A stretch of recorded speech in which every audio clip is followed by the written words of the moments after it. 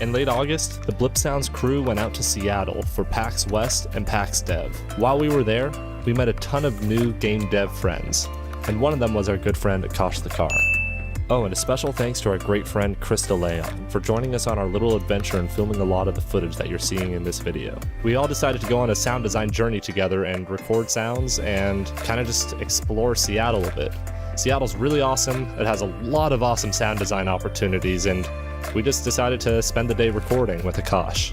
Hello everybody, Akash Thakkar here. So like Ryan was saying, a big city like Seattle has a ton to offer in terms of sound design material. In just a day's worth of recording, we got a huge variety of really unique sounds. Just listen to this raw train ambience that we recorded.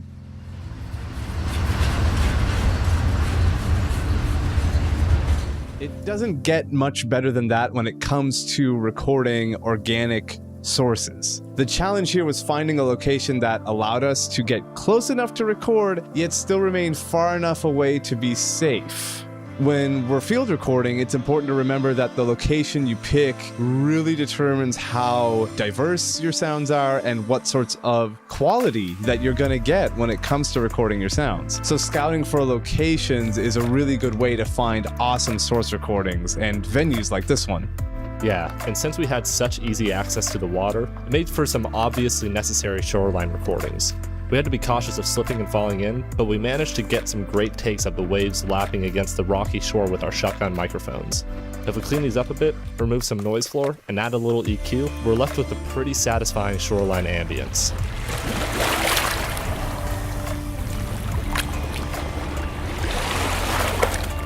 We also found this big hollowed out log amongst the rocks and thought we might be able to get some cool sounds out of it.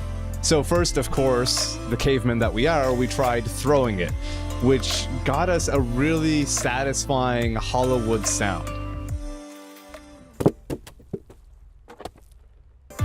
Then we tried rolling it back and forth, and that had a really granular, cool sort of grinding sound.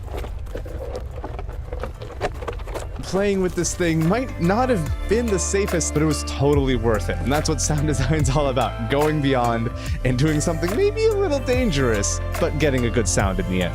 When all that was done, we decided to grab some quick gravel footfalls before we ran out of daylight. And here's how those turned out.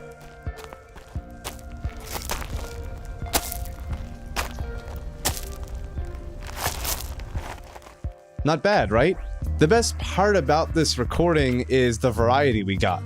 We arranged for an assortment of terrain and alternating footstep patterns to allow for kind of a one-of-a-kind, unique sort of sound that we can use in all sorts of projects. It's a good idea to use this level of variation in as many recordings as possible, because while you're out recording, you do want to get as much variety as possible so that you can use whatever it is you get in a ton of different projects.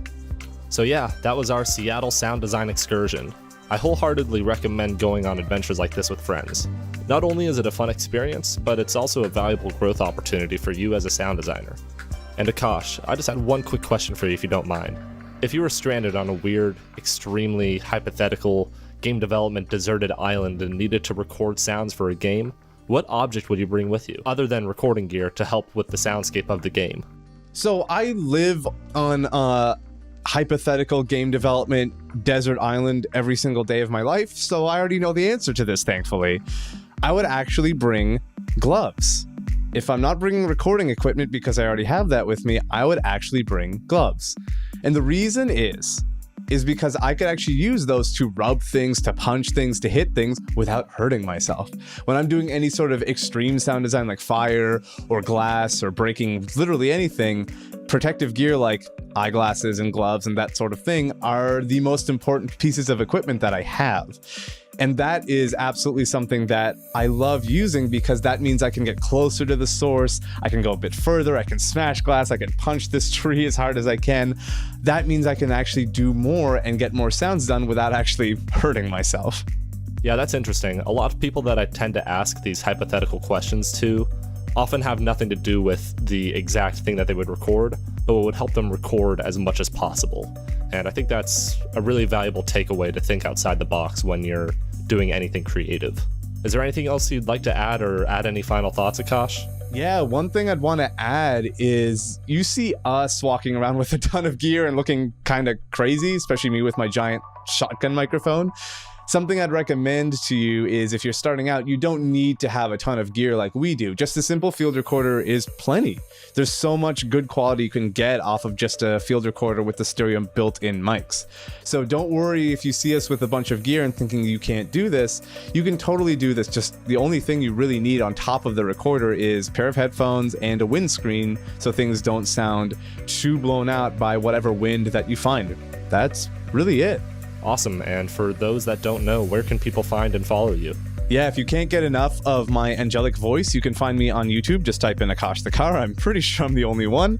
You can also go to my website, www.akashthakkar.com, where I give out a ton of free resources for people who work in the game industry and my fellow sound designers, including 2, as of this recording, 2, it's going to be more soon, free courses that teach you how to work, network, and get paid in the game industry.